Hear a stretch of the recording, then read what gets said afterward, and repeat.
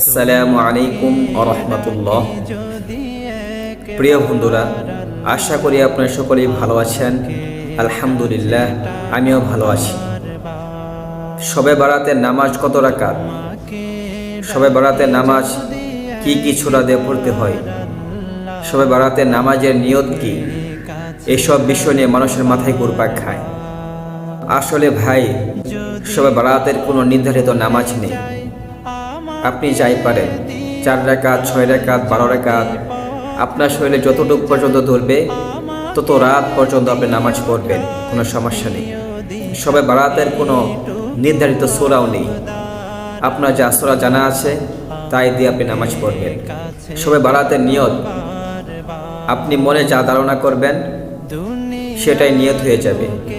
আলাদাভাবে আপনার নিয়ত করতে হবে না। আশা করি বুঝতে পেরেছেন।